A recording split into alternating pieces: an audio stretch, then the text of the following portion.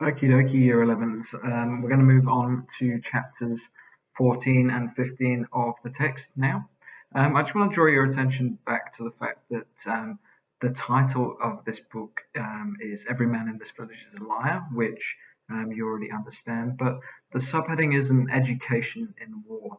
And one of the reasons that Megan Stack wanted to write this text was to really blow open our misunderstanding of what it is like as a Western society, you know, to understand the Middle East. And nowhere more is that really necessary than with the chapters that we're dealing with here, because we're going to be looking at Iraq, and it's a really interesting history in Iraq, and one that's probably quite misunderstood. So, as you read these next two chapters, have a think about why she's particularly chosen these stories to focus on out of the many that she would have had the opportunity to engage with, why these two in particular, and what that tells us about, what she wanted to teach us about this particular area of the world, and what she experienced there. Okay, so Iraq itself has experienced a fair amount of upheaval throughout the years. So this is where it is in the Middle East. Okay, you'll have covered Israel, so that's this area here. And so now we're moving over to Iraq. As you can see, in terms of the world, it's pretty much central to the Middle East here. America, where Megan's Stack is from, is over there off the map. Now, Iraq at the turn of the 20th, the 20th century, was actually part of what was known as the Ottoman Empire, and that was, an empire that involved Turkey and took up quite a vast majority of the Middle East area. During the First World War, this area was fought over by the British and the Turkish, obviously the Ottomans, and obviously, as you know, with history, the British won, and therefore the area of Iraq entered into British hands and became a British colony. And that sort of began a lot of, well, not began, there was already a lot of tension in this area for thousands of years. But the British intervention in Iraq in the 1920s certainly caused a lot of problems in terms of how the power was distributed amongst the different groups. I'll go into the different groups in a minute. But yeah, in Iraq, the British were sort of trying to fight off, resistance from a number of fronts, and they installed a monarchy in there. So the monarch from Syria was deposed and then became the monarch in Iraq. And obviously, there was quite a lot of ill feeling there towards the British, and there were multiple, fights against the British to kind of make it to get it back from British rule. In 1932, Iraq eventually became a republic, and therefore that meant that the British had relinquished their role of Iraq, and people in Iraq lived for a number of years without British rule. Now, what happened then in the Second World War was that the Germans were encroaching, and there were a few Nazi sympathizers within Iraq, so the British regained control of that area to stabilize it. Obviously, that didn't really go down too well. After that, what happened was there was a political party called the Ba'ath Party, and that's the party that Saddam Hussein was later the leader of, and they appealed to the Iraqi need for freedom. Okay, they were also Sunnis, or we'll talk about this in a minute, and Iraq had previously been ruled by Shiites who had sort of subjugated the Sunnis. So when the Ba'ath Party took over, they obviously, I think it was 1958, yes, they ensured that a lot of the country was working for their benefits. All right. One good thing that happened to them, though, was the discovery of oil, and that allowed them to become very rich. So during the 1960s, particularly, Iraq, places like Baghdad, because of where they were geographically, they were very successful. So you might hear people talking about certain areas of the Middle East, such as Qatar and Dubai, being really cool places to go. That was a bit like Iraq was in the 1960s. Then in the 70s and the 80s, there were a lot more wars. So Iraq had a big war with Iran, its neighbor, during the 1980s. Okay, and that took a vast toll economically, and that was when it really started to destabilize, and that was problematic. And then in 1990, there was the Gulf War, the first Gulf War, which America and Iraq were involved in. So the Americans attacked Iraq and killed many people, and they sort of put more sanctions on Iraq, told them that they needed to get rid of all of their chemical weapons. There was an argument that that didn't happen, and then after 9/11, which you'll all have heard of, George W. Bush suggested, who was the president of America at the time, suggested that Iraq had weapons of mass destruction, and therefore decided that they needed to go in and get them out. That was 2003, which was when the Iraq War happened. Okay, the events that we deal with in this chapter are sort of in the aftermath of the Iraq War. So Megan Stack was posted there around about 2004. So there were American troops still out on the streets. Atwa Barjat, the woman who is the Iraqi journalist, she is covering the news there. Okay, and then in 2006, that is when she is murdered for doing her news reports. Okay, so Megan Stack was in this area from around about 2004 to 2006, 7. Okay, during that time it was incredibly unstable because of the war.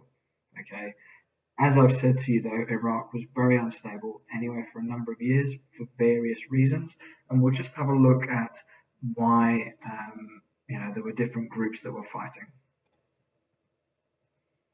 Okay, so within Iraq, which is this area here on the left, okay, there are a number of different territories. Okay, it's quite a big country, so there's a number of different territories. Now, most of the valuable stuff is in this area here, because it's part of what's known as kind of like the Fertile Crescent of this area. You can see all of the waterways are there. Okay, so it's highly disputed, this area. All right, and if I draw your attention, that's the capital, Baghdad. So Baghdad is the capital of Iraq. It is one of the most populous places in the Middle East. Okay, there's all sorts of different denominations of religions who live there. Okay, now when the British were in rule, they had a Shia government, but then when the Ba'ath Party took over, it was the Sunnis who were in charge. Okay, so there's been a bit of a sort of beef between these two groups of Muslims. Okay, so Sunni and Shia or Shiite are two different types of Muslim denomination. Okay, and most of the time they're able to live peacefully, but sometimes, such as here in Iraq, because they are both vying for power, that has led to a lot of conflict. So you can see here that conflict in this area is sort of driven by having a different religious belief from somebody else.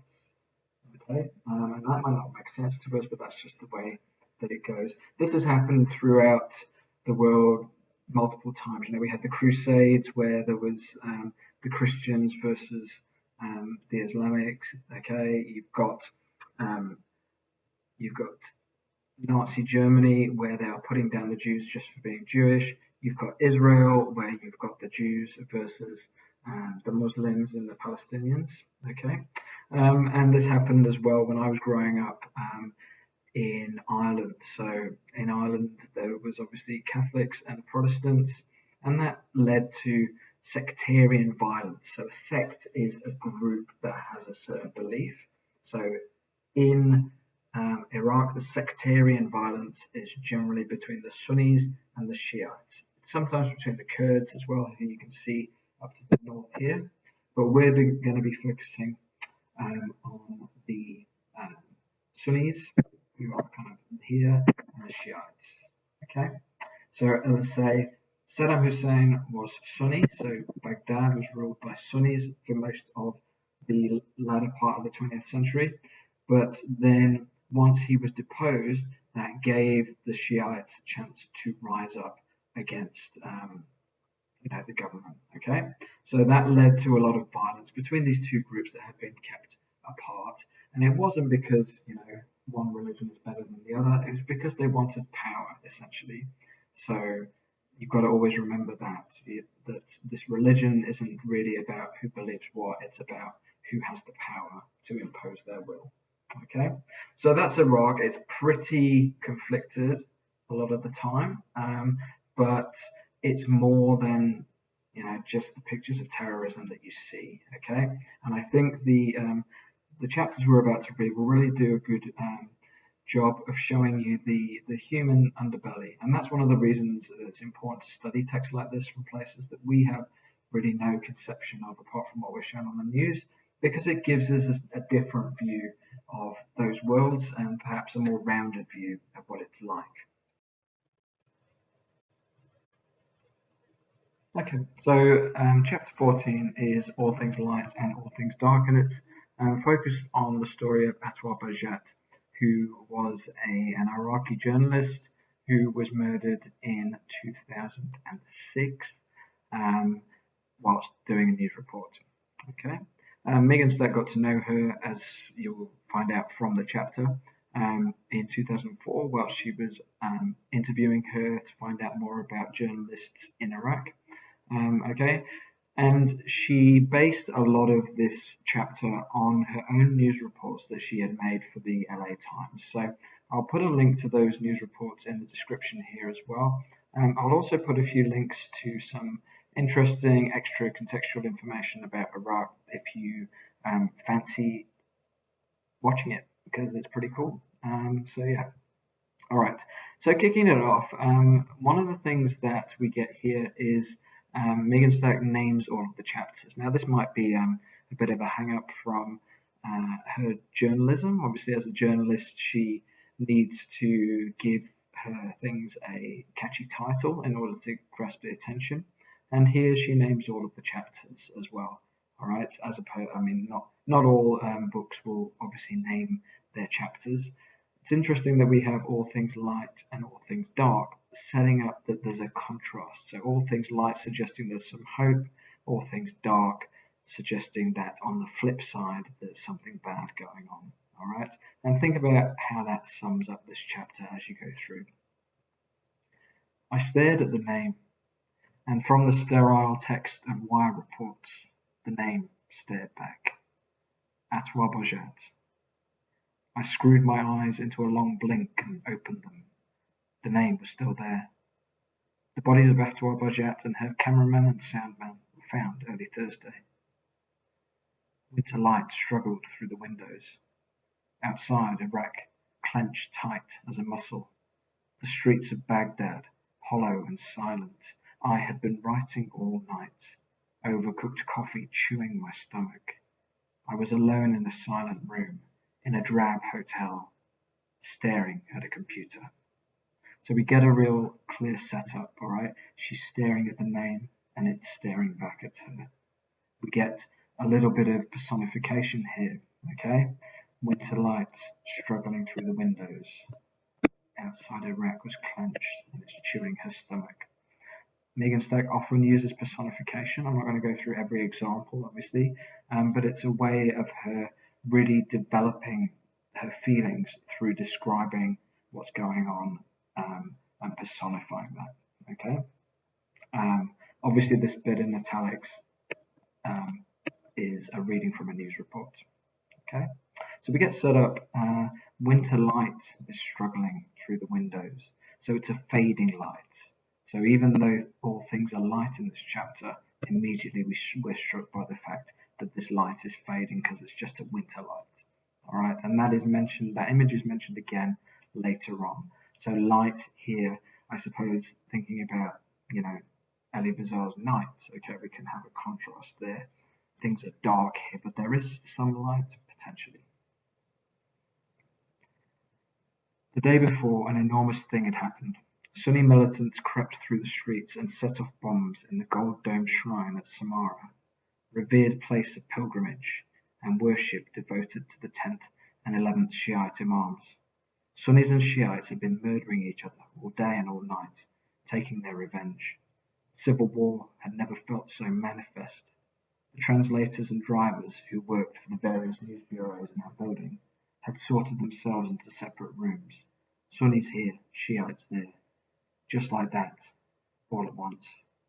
Tight-jawed and tense, they clumped around television sets listening to their respective clerks, getting angry by the hour. Everybody in the building was nervous. So here, there's a great golden dome shrine, Samarra. This has been demolished, okay? And we get this very visceral idea of how divided everybody is, because the translators and drivers who are, helping out the journalists have gone to separate rooms. They've split themselves into different rooms, and we've got a bit of an iteration here. They're tight-jawed and they're tense. So that hard T sound really kind of showing us the tension and the conflict that's going on here. Everybody's nervous. Staring at Atwar's name, all I could think about was colour. And that's a really great departure from what we've just been talking about. Atwar just makes her think of colour. Green and orange, blue and red. Instead of memory, that's what came. The idea of bright colour. I hadn't seen Atwar in a long time, and it felt even longer. Time moved slower in Iraq, weighed down by life and death. When we met in the summer of 2004, the city rotted and sagged with hues. The wicked sheen of sunlight on new cars, welting red flowers taped clumsily to car windows in blaring wedding processions. The soft green haze of date groves.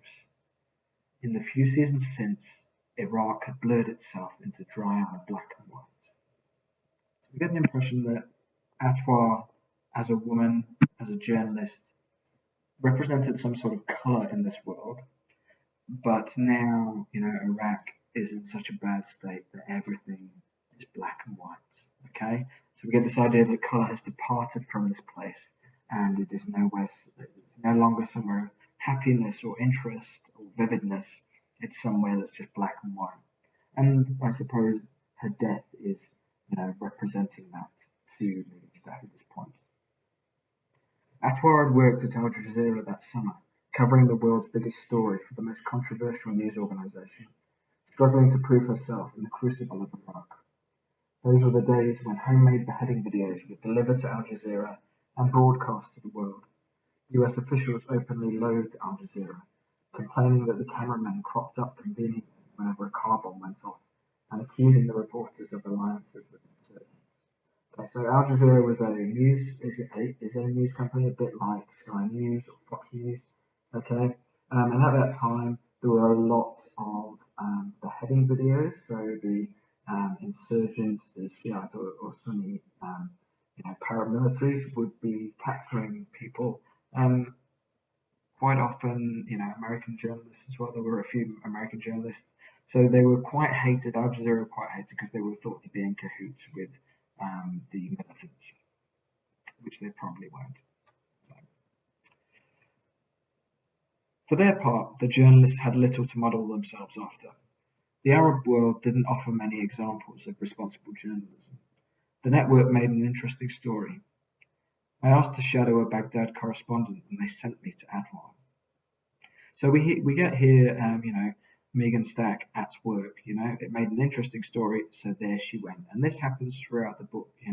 She is following the conflict. She's following, what she wants to cover to make an interesting story. And this leads her to Atwar Bajat.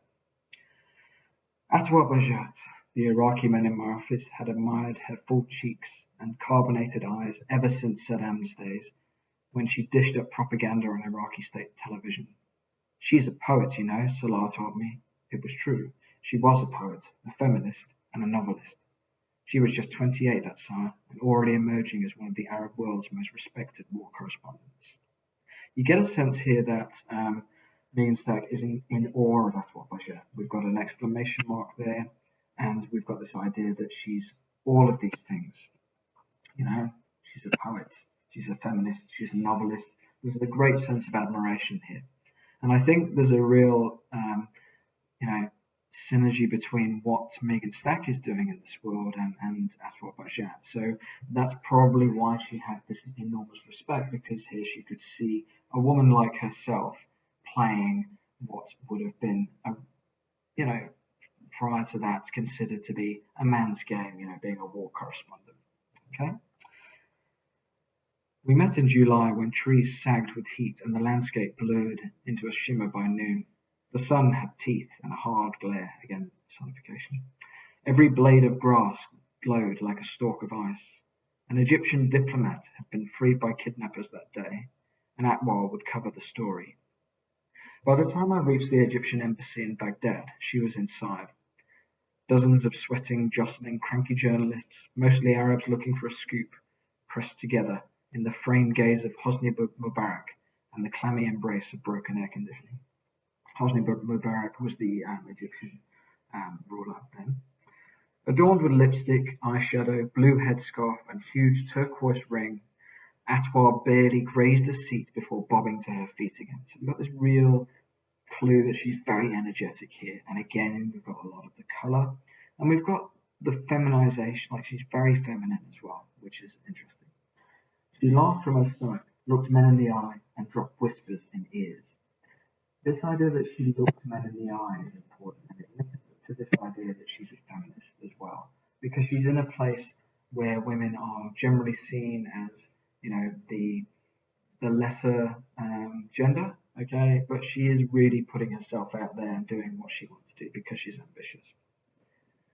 The diplomat had been freed overnight. He stepped into the room and cameras snapped in a rain of shouted questions. Who paid for your release? How much? Do you think Arabs should leave Iraq? Will this kidnapping be the last? Was your family aware of what was going on? Did they threaten to kill you? So all of this is not Megan Stack. This is just mimicking the questions that somebody asks at a political press conference. So if you've ever listened to any of those on the news, you would see that people ask questions all the time. Okay. A smug smile played on Aswar's plump baby face. Don't you have a producer? I asked. I'm from Iraq, she said coolly. I don't need a producer for this. The press conference was over, and Atwar hadn't asked a single question. I looked at her, wary. She winked and pulled me into the back room, while the other journalists elbowed for camera positions outside. She had arranged a private interview with the ambassador. She sat with him at leisure, and he answered all of her questions. So we get this brilliant anecdote of, you know, how amazing Atwar Bajat was at her job. Okay, I would like to just draw your attention though to the fact of how she's been described. She's described as having full cheeks and a plump baby face. That'll be interesting to look at later after she, towards the end of this chapter. I've included this picture here, so this is Atwar Bajat here to give you some idea of what she looked like in 2004 when Megan Stack met her.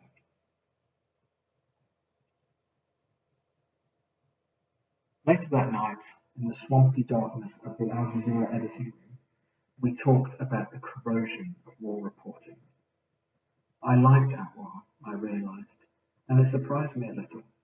I had expected a musty, middle-aged man or a sallow-faced, veiled nationalist, but here was a woman my own age, tugged by ambition and emotion, trying to keep intact. So that's exactly what Megan Stack is trying to do as well. So this kind of sums up the narrator as well as the person she's talking about. She's tugged by ambition and emotion, and she's trying to keep intact. That's why I've never taken a break, and months were piling up on her. Now she had peeled herself out of her reporting persona and sat there pale and contemplative in the half dark. There are a lot of complaints about Al Jazeera's reporting, I said. The Americans criticize you, and so do the Iraqis. How do you respond? I would say one thing. Her voice was soft. My generation has been in war ever since we were born. Before this war, we always felt left in the dark. The government would say one thing, and we'd see something else. During that time, we got used to that kind of pressure. During this war, it is the same. The Iraqis say one thing, the Americans say something else. Since the war, there is more freedom. It's better since the war. So there's an interesting comment here about, the fact that young people in Iraq have never actually been out of war, and they still haven't because it's still going on.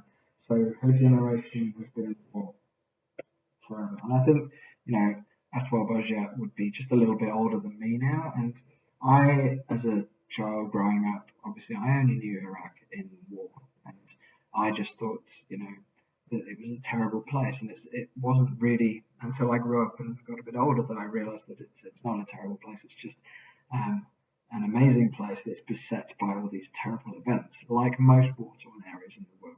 Okay. Atwar's job hadn't come easy. Her bosses didn't want to send a woman into combat, but she pestered and pleaded, took on the political beat and covered it relentlessly to prove herself. In the end, her bosses relented. She was very strong. People in Al Jazeera always told her, if you ever feel uncomfortable, come back. Ali Tarweb, Atwar's cousin and bodyguard, told me after she died, but she never did. Okay, so you've got this idea that, she's a person who will do what it takes to get the story. Even though she's vulnerable, she doesn't sort of give up. And, the heartbreak is obviously that her cousin and her bodyguard, couldn't save her. Darkness had begun to nudge against her that summer of 2004. She had driven over a roadside bomb on the way to work one day. Her car was ruined, but she stepped out in one piece. She had been arrested and questioned by American soldiers. She had covered combat in the holy city of Najaf, reporting the bullets and mortar rounds flying overhead. So we've got this sort of rolling sentences with she had. So Megan Stack here is really showing us all of the different events that are happening successively to her, building up this idea that, she's in danger. And again, we've got this personification, darkness, nudging against her. A corner of her character had been dipped in blood. Its tinge was on her, but she still seemed whole. So again, she still seemed whole. We're relating that to the way that Stack presents this idea that you can survive and not survive at the same time. Because up until this point, despite all of these near-death experiences, Atwar is still alive and she seems whole, but she's not. Glimpses of death had given her a new reverence before God, she said, and had inspired her to adopt the Muslim headscarf. So at initial glance, this shows maybe a bit of a point of contrast with somebody like Ali Bazell, who professes to lose his faith because of conflict. Okay, Atwar says that death has made her to be more religious, and she started wearing the headscarf. Now, Megan Stack appears to doubt this by saying she said. Okay, and then later on gives us a reason why she might be wearing the Muslim headscarf. Okay, but at first appearance, it would suggest that seeing death has made her more religious. When I go to hospitals and see children dying, I fight myself to be objective, she admitted. I've been affected mentally and psychologically, but if you're not neutral around here, you can lose your job. The tension between, breaking down and getting on with it. She couldn't afford to cry at work, so she pushed through the hours, drove home, and collapsed in tears. Again, showing her vulnerability, but also her professionalism. So she doesn't cry in front of other people. I have seen death now, but she said it lightly, by way of explanation. I have been touched by it. When we said goodbye, she looked at me with her warm eyes and apple-cheeked face. Again, this idea that her face is plump and asked me to keep in touch, to call her if I needed anything in Iraq, any contacts, any help. And I said yes, I would call, but I never did. One story melts into another, an assignment becomes a plane ride, a new hotel room, different country. I kept moving forward, and so did that one. And I guess neither of us had the luxury or time of much reflection. After she died, I sat with her sister, her aunts, her cousins, and her colleagues. They were the ones who told me the rest of her story. That Atwar had been the head of the family since her father died, and had resisted pressure to get married, even though at 30 she was an old maid. She was too caught up in history, too busy building her own career to start cooking dinner for her husband. She published a book tracing her adventures as a war reporter, and had begun writing a second, examining the role of women in Iraq. During the Battle of Najaf, the correspondents wouldn't go out in the streets, but the Shia felt Al Jazeera was against them, recalled Ahmad Darby, her colleague. But Atwar was very neutral. I'm for Iraq, not a specific sect. She got in her car and went to Najaf and went live on TV. Death threats pelted her for years. She moved her widowed mother and her younger sister to a new house in a safer neighborhood. A few months before she was killed, she took them to live in Amman. It didn't feel right. She couldn't stay out of Iraq. She came home again. We've got this idea now that Atwar is very neutral, alright?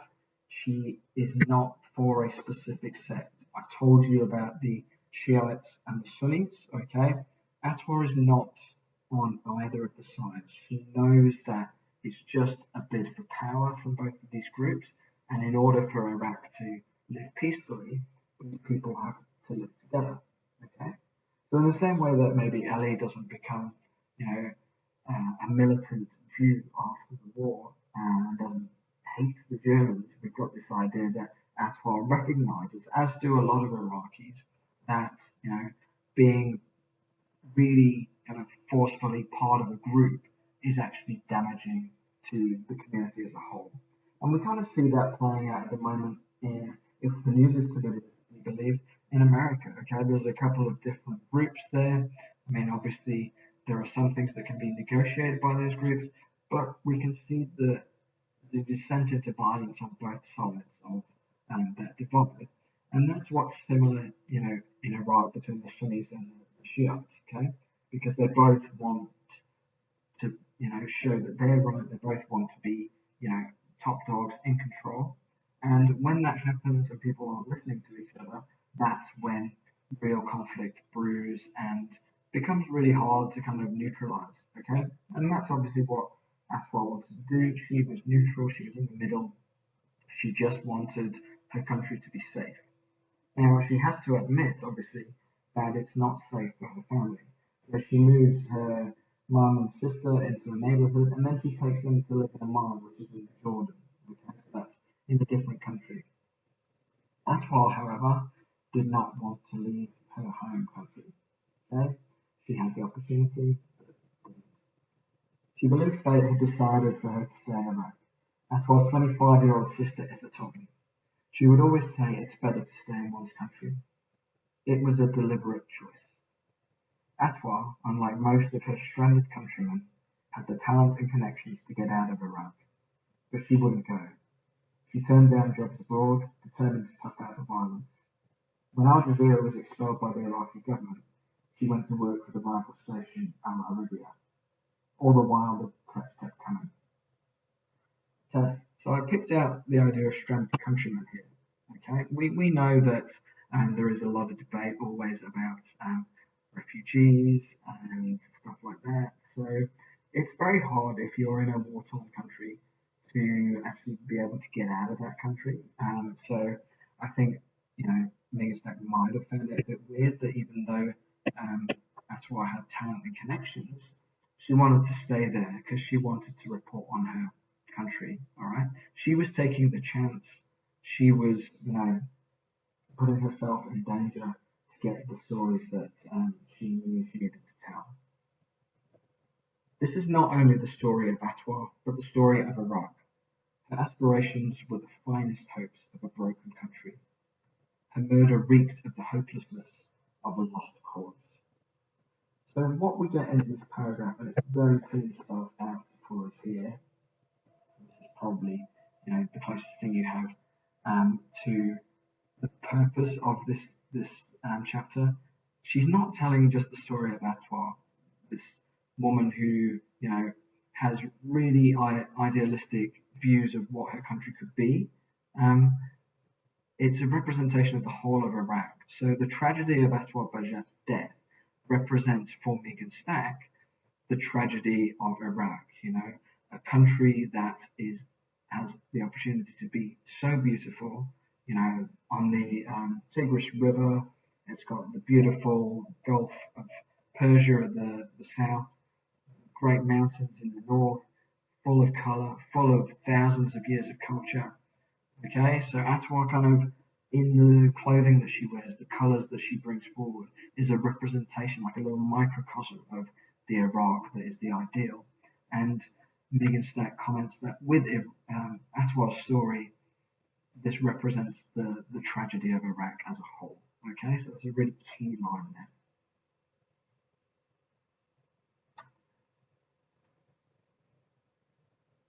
Here is one woman, one soul among some 100,000 Iraqis who have been sacrificed, fed to appease the nihilistic bloodthirst of a slow-motion national collapse.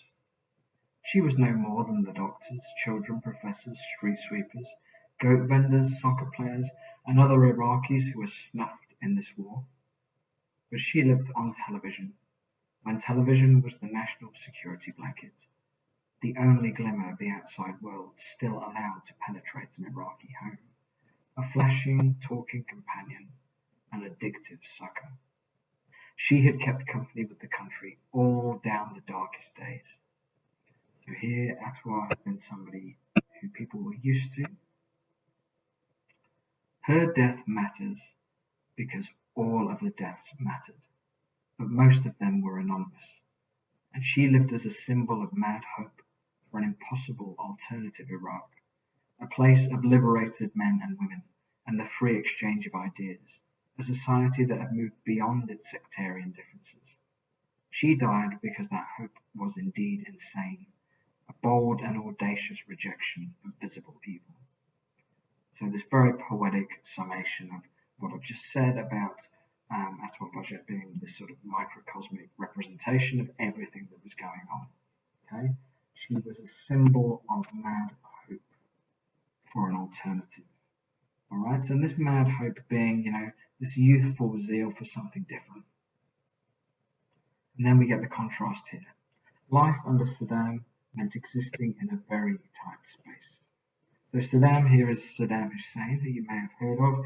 He was a dictator. So originally he was part of the Ba'ath Party, which was obviously that was his party. It was a socialist party back in the 40s and 50s. Came to power, and eventually they put in the machinations to ensure that he wouldn't be able to be deposed from power. So he was a ruler for a very long time. He was a Sunni, and that meant that a lot of his policies were geared towards, working towards what was best for the Sunnis, and really repressing and oppressing the Shiites. He attacked the Kurds in the north. There was parts of genocide against the Kurds in the north as well. So anybody who wasn't following him was often, killed or otherwise oppressed. He earned the nickname the Butcher of Baghdad, and during the war, obviously, he was, arrested and killed. They tore down the statue of him in Baghdad as well, so that's quite famous footage, and that will be in one of the videos that are linked. A land without a horizon, discouraged from dreams. The war comes and absolute change washes in on tides of killing. Iraqis who had pined for everything in the world were glutted with everything all at once. Every imagined possibility, the ones that were hidden in the shadows, suddenly shimmered and breathed in the air. Saddam was gone. The country would reinvent itself. Anything could happen. But every possibility It was chained to its own weight in danger of death. The claustrophobic closets of dictatorship gave way to the wild and wide open and deadly plains of war and foreign invaders. The people found themselves shrouded with no constraints except rusty imagination and the violence that stalked the land. They came to them all things light and all things dark. So here we've got the Paul quote that has been used as the title for this chapter. Now, what is being described here is the idea that when you take out a dictator, what happens is what's known as a power vacuum. Okay, because when a country has been ruled for so long by one person, if you take them out, that then leaves the opportunity for other people to go and fill that space. All right, and as you can imagine, as I've already explained to you, Iraq was a place where there was a lot of conflict for hundreds of years. There were plenty of people who were waiting to take that space. If anybody's ever watched Game of Thrones, you will understand that once somebody vacates a position, there's a million people wanting to get into that position. And then what this gave way to was this wild and wide open space, with people within the country wanting to take over, and then foreign invaders. We've got the Americans there as well. So it was confusing talking to Anwar. She kept saying it was better since the war, more freedoms, but under her words welled decay and downfall. My country is collapsing, and it's my job to watch this collapse, she told me. The Iraqi people are waiting for their dream, and now they find it's only a nightmare. People find out that nothing has been done. Many people who hated Saddam Hussein now wish he'd come back. They're feeling they were fooled. Islamists gathered up power and set about re-establishing the domination of men over women. They prowled the streets, threatening to kill women who bared their heads, encouraging men in the mosques to do the same. So that was one thing. Atwar was a woman on television at a time when rabid armies were trying to stuff women back into unseen rooms. So she was breaking, the idea of what women should be. Behind her elaborate and vague explanation of taking the hijab, death, I felt the big, unspoken truth of her fear, and believed she did not speak of this fear because she was too proud. So as I said earlier, when Atwar says that she has become more religious and is wearing the hijab because she's seen death, there's this idea that actually it might just be because she's very scared of what will happen to her if she doesn't wear those things. Then there was the ancient and relentless question of sect, tearing apart the Muslim people ever since Muhammad's earliest descendants tried to shape the religion and move it forward. Like so many lingering tensions, this had been squashed by Saddam and his endless armies of spies, policemen, and torturers. The Sunnis were in charge under Saddam, and the Shiites and Kurds kept quiet. And then Saddam was gone. Power and oil and money were all up for grabs, and Iran came rushing into Baghdad and the south, and the sectarian war began. Atwar was a theological half-breed. She didn't fit anywhere. So here, this idea of a half-breed, she's kind of on both sides. Her mother was Shiite, her father Sunni. She told people she didn't believe in sect. Her country kept on breaking down, and Atwar kept refusing to acknowledge it. She wore a gold pendant in the shape of a rug to indicate her disdain for splitting people into categories: Shiite, Sunni, Kurd. That pendant was famous. Anonymous callers threatened to kill her for wearing it. She battled her editors about whether people in the stories should be identified as Sunni or Shiite. Atwar thought the sectarian identifications were immoral. The hatred was hot enough already. She told her bosses. She wanted to calm things down, not stoke the anger. So you get this impression here of somebody who, as I've already said, doesn't want to live in a world that is so divided. Okay? And it says here, there was no place in Iraq for a woman like that. It's key here as well that it doesn't just say someone like that. The idea that, the fact that she's a woman is very important here, as you know. At a time when Iraq was so blood jaded means kind of tired, and they see so much killing that it doesn't really matter anymore. And it seemed as if shock had abandoned the country for good. The bombing of the Gold Dome Shrine gripped the nation. Atwar must have been shocked too, because she didn't stop to ask permission.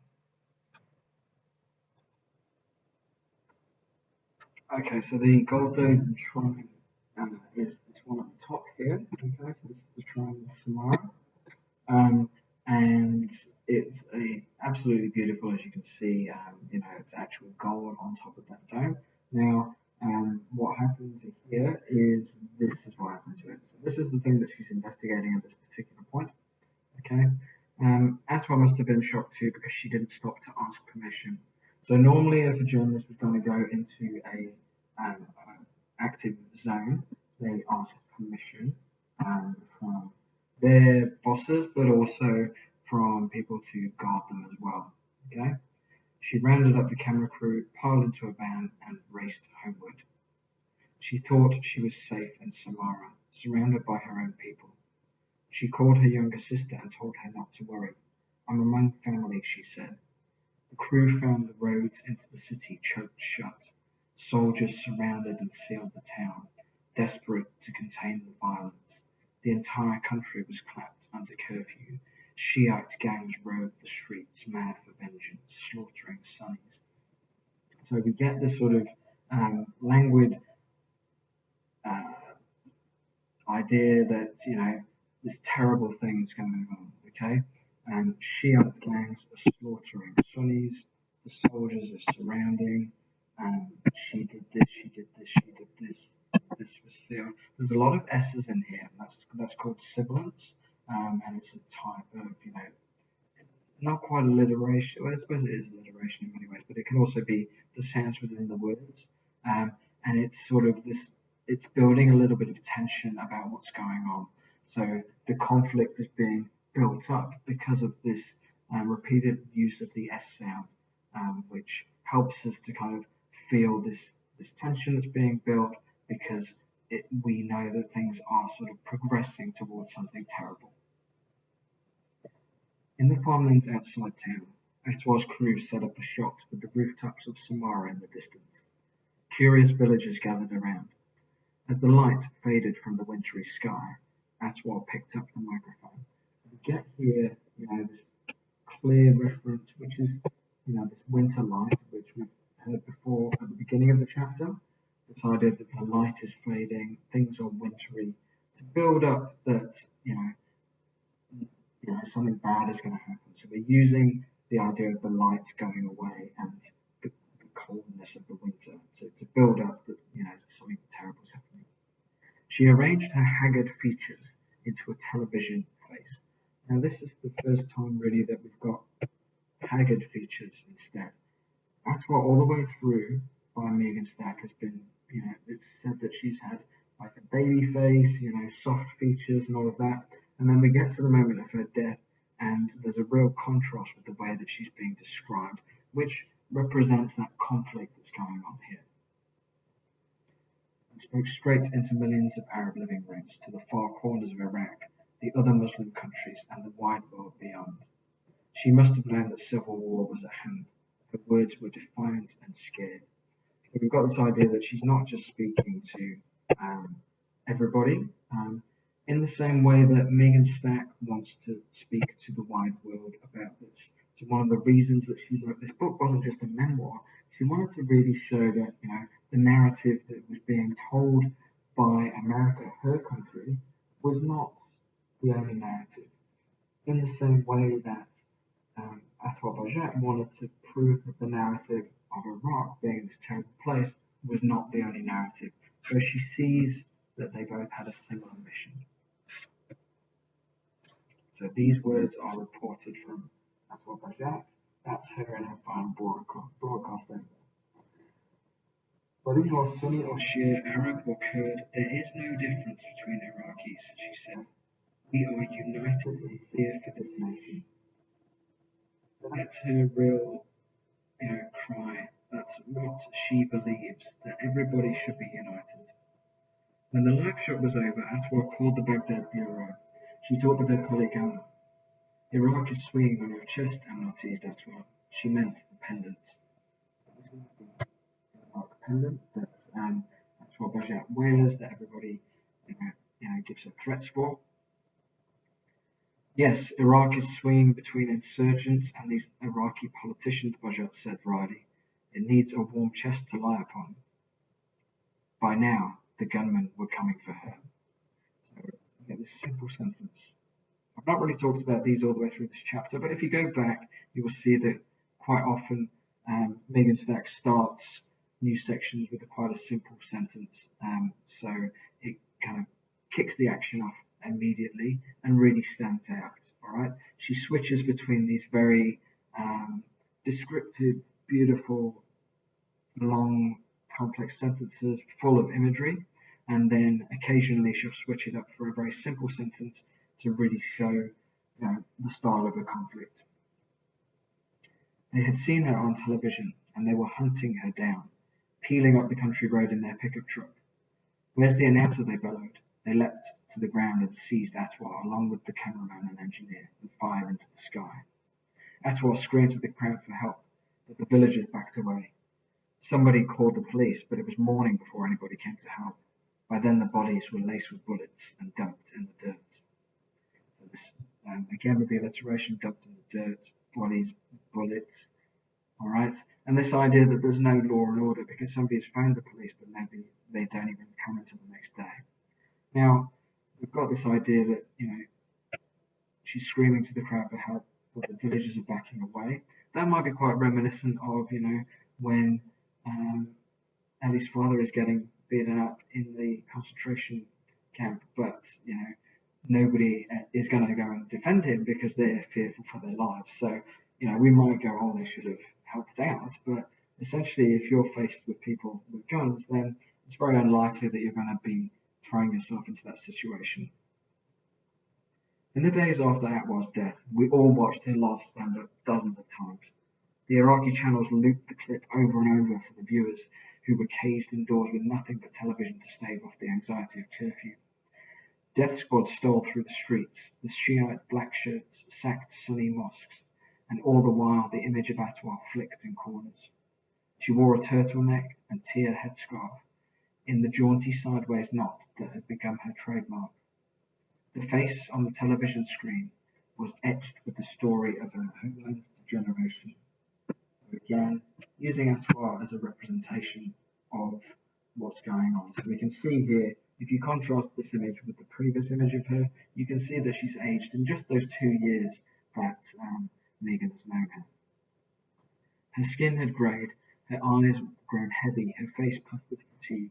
She looked exhausted. The decay I saw in Atwar's face had eaten into the city too. Baghdad faded and sank. Baghdad was lost. The swollen and thrumming streets where we'd met, dripping in heat and life and gaudy shots of colour, had vanished. The clatter of city life gave way to the scrape of machine gun fire, the roar of car bombs, and the dull thud of mortars. So we've got this list here of what's going on, and the contrast between the colour and the dull thud of mortars. Baghdad, with its tightly packed neighbourhoods, sleepy gardens, and lazy river vistas, was swallowed by infinite reels of razor wire and blank cement barriers. So yeah, that really stark contrast between the two. So Baghdad, as I said, in the 60s, and it's still areas, beautiful, lots going on, lots of culture. Okay, but it's now a war zone. Atwar looked sick, and so did Iraq. Atwar died, but Iraq just kept bleeding. The day after the shrine bombing, we held a staff meeting. The violence is getting worse, Borzou, the bureau chief, told the Iraqi staff. We need to prepare for what's coming. We need to be ready for the fighting to get much heavier. We need to figure out how to work under curfew. I'm asking for any suggestions you have. This idea that somebody has died, but Iraq just keeps bleeding, is then backed up by the fact that, there's a staff meeting and there's this visible panic in what's going on. We need to do this, we need to do this, I need suggestions. So this panic and this idea that just because somebody has died doesn't mean that life doesn't go on as well. So the whole chapter here is focused around Atwar and her death, but also Megan Stack acknowledges that there's so much death going on in Iraq that people don't stand still for this because things keep moving on.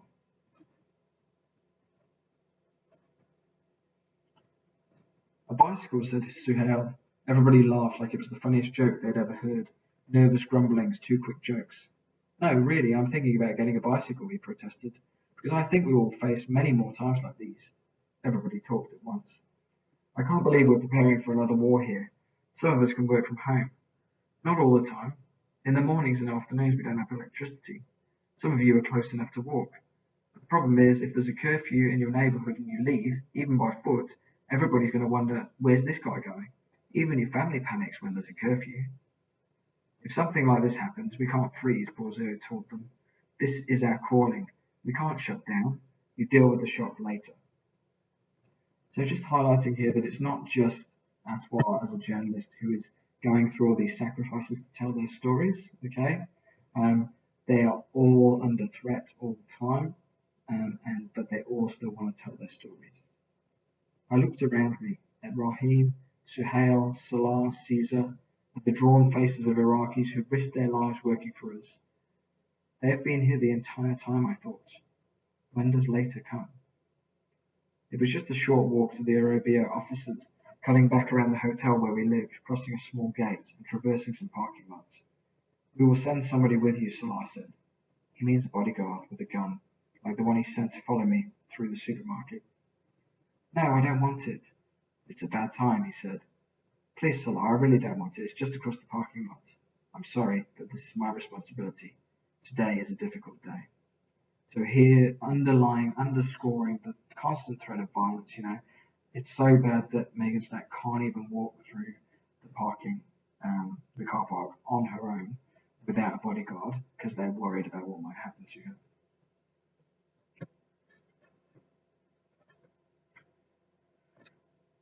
So I shut up and walked along silently with my own private gunman out into the wintry afternoon. In the Arabia offices, I found some of Atwell's family members forgetting to drink their coffee on stiff couches. Raw silence stretched between their words. They spent a lot of time staring at the floor. On the walls gleamed pictures of prettier places, palm trees and beaches, golden sunlight brimming in the leaves.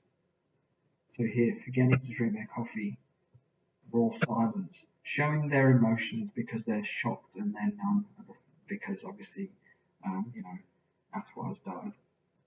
And this, bizarre contrast with prettier places that's put in there, just to kind of draw that effect that you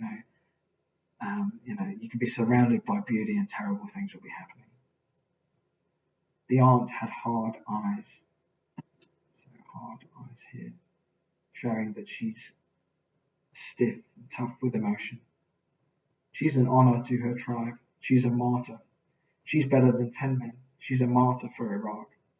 So a martyr is usually used to term somebody who has died in sacrifice for their religious beliefs. Okay, so the Sunnis would claim martyrs, the Shiites would claim martyrs. People who were suicide bombers are often termed as martyrs. Okay, because they died fighting for their religion. All right. Now it seems a little bit odd here to be calling Atwar a martyr because she has roundly rejected the idea that the groups should be split into the religious sects. So that kind of contrasts perhaps with what Atwar thought about herself. "How did this happen?" wailed Atwar's sister, collapsing onto her aunt's shoulder. "What did she see? She didn't see anything." So when she's saying what did she see, she didn't see anything, that's referring to, why did they kill her just because of that news report, because she was so far away. With curfew in place, they hadn't been able to bring her broken body back from Samara. All the roads were closed, the checkpoints tight. Nobody could move. Nobody could get to work. Only militiamen, gun-toting gangs, and soldiers moved like spirits on the roads. It took days to get the bodies through the routine tests at a forensic laboratory. There would be no sunset burial. Okay. So the bodies were left there, obviously, and they couldn't be gotten to. It's very important in the Muslim faith to have a burial, before the following sunset after a death, and that is how you honor your dead. So this was pretty sad for them, obviously, to not be able to give the correct burial rites. They were not treated like martyrs, the Arabia bureau chief Jawad Hattab told me in quiet indignation. So this idea of a martyr is obviously quite strong here. Okay, so then we lead on to this. Somebody had already painted or printed makeshift posters of Atwell's face. She stared down from the walls, portrayed in cheap blurs of colour, tacked up with scotch tape. I ran my eyes over her features, thinking of the yellowing faces of suicide bombers that peeled from the walls of the West Bank and Beirut. They had made Atwell into a martyr. So the way that Megan describes these cheap blurs of colour, tacked up with scotch tape, yellowing faces, suggests her value that she doesn't really appreciate the way that people are turned into martyrs. Okay, she thinks it's a little bit tacky and it's counterproductive, and she certainly believes it's counterproductive to what Atwell was trying to achieve. Okay, so we get that value from the way that she's actually described the posters of her face. Um, by describing them as cheap, it's kind of showing what she feels about it, regardless of what her aunt felt about it or what the other journalists felt about it. Here we're getting Megan's invasion onto the text, showing us what she thinks about this. Hattab related all of the eyewitness details of the deaths, and he told me about the other deaths. 11 Arabia employees had died in Iraq since the invasion. At that time, 66 journalists had been slaughtered. Of those, 47 were Iraqi. By now, those numbers have more than doubled. They had been shot by US forces, gunned down by their countrymen, crushed by bombs. They were liberated to tell the story of their lifetime, to write their own national history, and once they flirted with death, but only flirted with death. All things light and all things dark. So this idea of US liberation allowing them to, have control over their life was actually just a bit of a falsehood because they were all flirting with death. Death was all around them all the time. And again, we get the repetition of the title. So providing that contrast between the two things.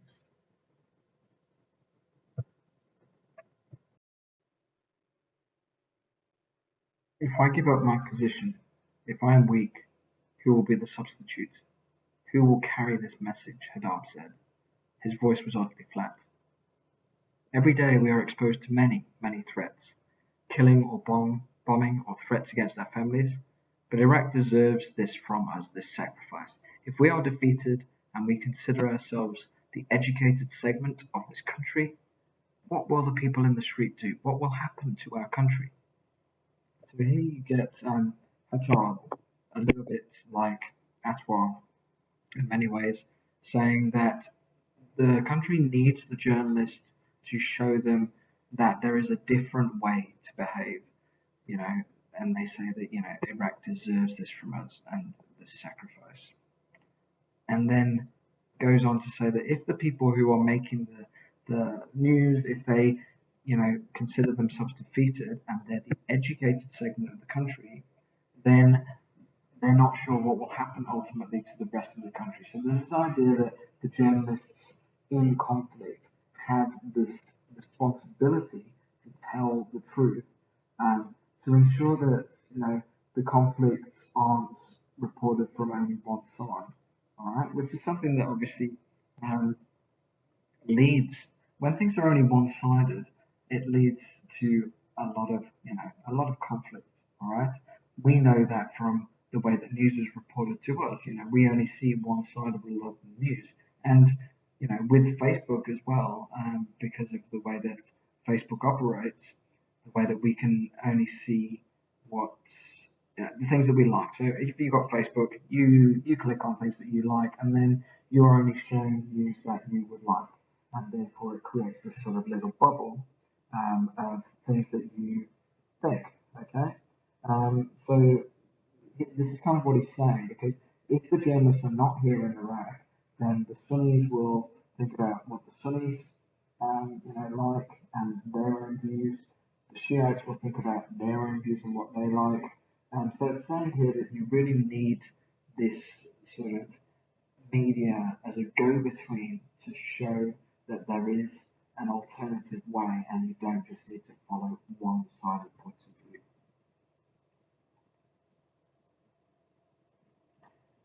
Looking at him, a 50-year-old man, I wrote in my notebook, "Journalists in Iraq are hardened. They have scars and heavy eyes." They believed more in journalism than any American reporter I knew, clinging to it as if it would save them in the end. We stood. "We're not telling the truth when we say we're still strong," he blurted. "Inside we are broken.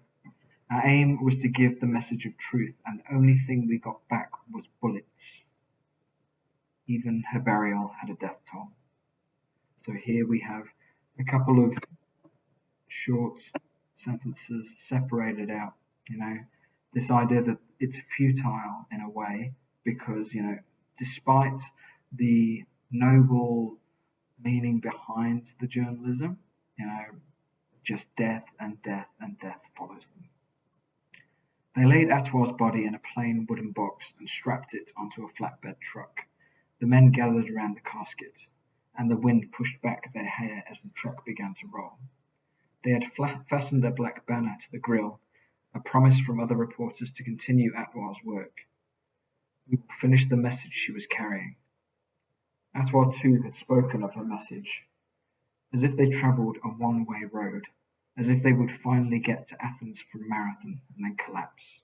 So what we're saying here is the message.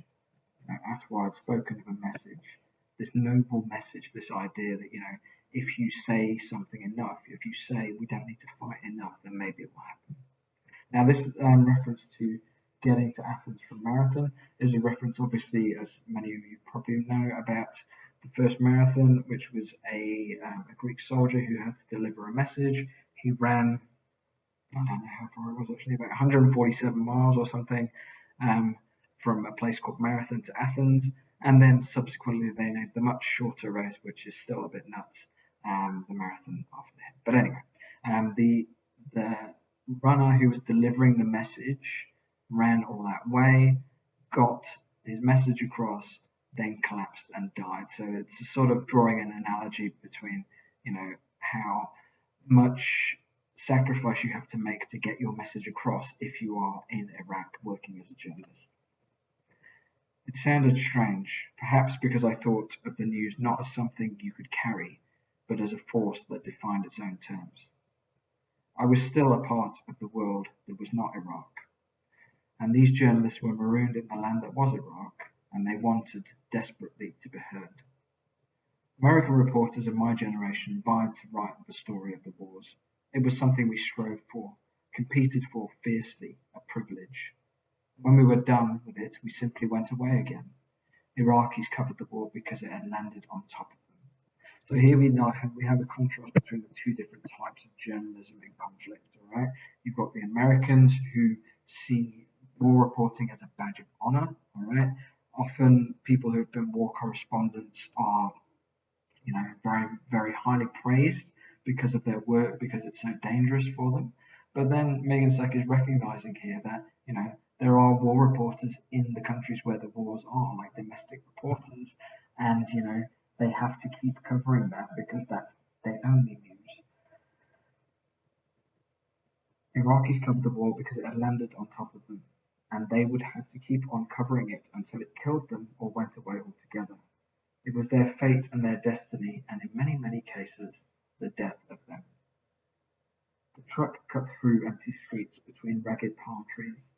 Mourners straggled behind in a rough column. They were headed into the Badlands west of Baghdad, to the sunny cemetery in Abu Ghraib. So there's a big cemetery here, as you can see in the picture, in Abu Ghraib. Calling it the Badlands west of Baghdad is sort of a bit of an Americanism, but suggestive of a place where there is no law and order, and therefore indicating that things could go wrong. So we've got this idea that her burial will have a death toll, and we're going to the Badlands. So again, tension is there. It's never far away in this particular chapter. The funeral procession was passing through the town of Hassawa when cracks of gunfire erupted. Sniping between followers of one of Iraq's most important Sunni clerics and the Shiite policemen who were escorting Bajat's funeral convoy. Those first bullets drew more bullets, and soon the air was crackling. So we have this idea that there's a firefight going on, there's lots of shooting going on, and this is at her funeral. So even the day where people are supposed to be, mourning Atwar Bajat, there is an attack. The mourners abandoned the coffin on the side of the road to hide behind the walls of an old cement factory, but the cameraman kept on documenting. So I suppose here highlighting how brave these journalists are. It's in the middle of kind of a war zone, and the cameraman keeps going, okay, just to kind of try and tell the truth. This account is drawn from their footage. I was working the day Atwar was buried. The photographers crouched like cats. So this is all Megan Stack basing all this writing now on what she has seen in the footage. The photographers crouched like cats. So we've got a simile here, crouching like cats. Okay. So this idea that they're on high alert, all right, and they're moving silently through the rubble under saggy telephone wires and tired trees. Dogs yelped in fear. Another animal imagery there. From the minarets of the mosques, the town muezzins called for jihad. So jihad is a holy war. A convoy of US Humvees rolled by and kept going, leaving the Iraqis to fight amongst themselves. Alright, so the US are not intervening and not helping with this. Okay? They are there as a military force to protect, but they're not helping with this particular thing. Please call the Interior Minister and tell him that our convoy with Atwar Bajat has been attacked. Iraqi journalist Fatah Sheikh barked into his cell phone. So we've got this idea that he's barking. So far the journalists have been described as cats. We've heard about dogs. The journalist is also barking. So it's this instinctive animal presence here, which is sort of being cowed by the fighting. Crouching close to the ground. Can you hear the shooting? Please tell the minister. Commandos raced through the courtyard. Somewhere a rooster crowed.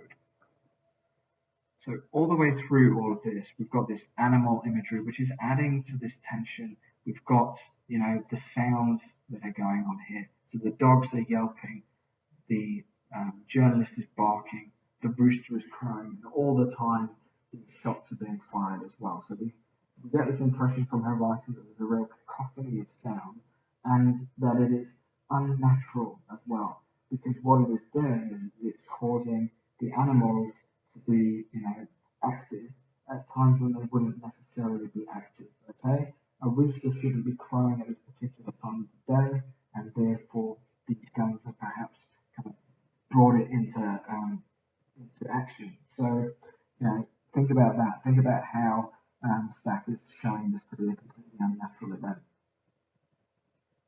Send us Americans and National Guard, says Ben. Among us are correspondents. There are almost 50 of us.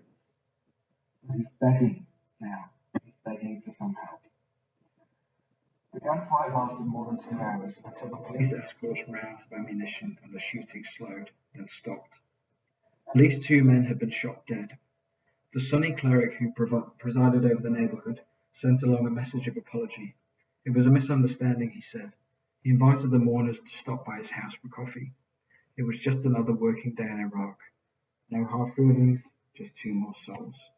It's very, very sort of straightforward, matter-of-fact idea that, some people just die in Iraq. No hard feelings, just 2 more souls. And the terrible simplicity of that as well. At the graveyard, the men hoisted the coffin down. Atwar's friends had covered it with the Iraqi flag and placed orange flowers on top. So this idea of colour coming back at her death, they know that she, is colourful, she loves Iraq, so these are the things they're doing to honour her. Because she died a single woman, her family had draped a bride's veil over the head of the coffin, So we've got this imagery there of the bride's veil, and it's linked. The coffin's got the Iraqi flag on it, and so there's this idea that she was totally and utterly committed to her vision of Iraq, and it's clear from this imagery that's being used here that her commitment and her love for her country has kind of led to her death in this. They prayed over her body, repeated that there is no God but God, and hurried her coffin along a dirt path through the cemetery. At the lip of her grave, the men began to argue. Nobody should see her body, they said, not even the grave diggers who lowered it into the earth. They shoved and yelled. At last, somebody produced a bedsheet to stretch over the body to protect it from view. The cloth was blue and yellow and green, its patchwork pattern childish and light. So at her death, she's got the colours which, she was famous for. Atwar's mother tossed fistfuls of candy into the grave. Atwar, my love, she cried before the cameras. Can you hear me? So we've got this idea that, in death, not only is she married to her country, and that's made her, die essentially, we get this idea of reverting back to childhood as well. So Atwar's mother is the one that's mourning for her. This patchwork quilt that she's buried in is childish, and there are fistfuls of candy, which kind of hark back to Atwar's innocence in all of this. I mean, she did nothing wrong, and she's being portrayed here as, quite innocent and reverting back to the mother-daughter relationship. Atwar did everything that she could to support her mother. She supported her after her father died, and she actually moved her away to be somewhere safer. And Atwar's mother is obviously kind of heartbroken that she couldn't do the same, couldn't protect her daughter. Atwar, my love, she cried before the cameras. Can you hear me? But Atwar was gone. And this idea that Atwar's mother, unlike Atwar, is crying.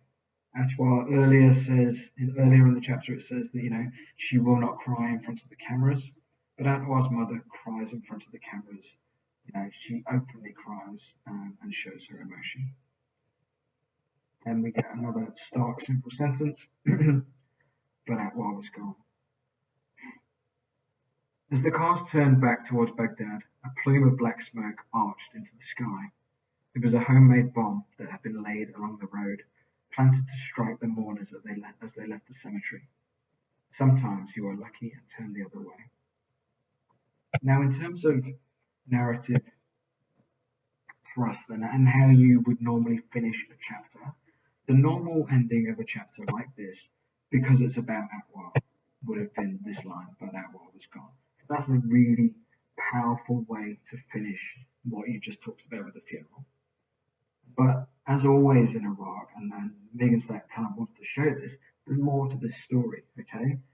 The funeral procession has already been attacked, and now a bomb goes off that's on the road that they should have been returning back from, but they just decided to go a different way back, okay? So there's this ever-present threat of violence that, even at somebody's funeral, people want to kill those who are mourning that person because they don't agree with their views.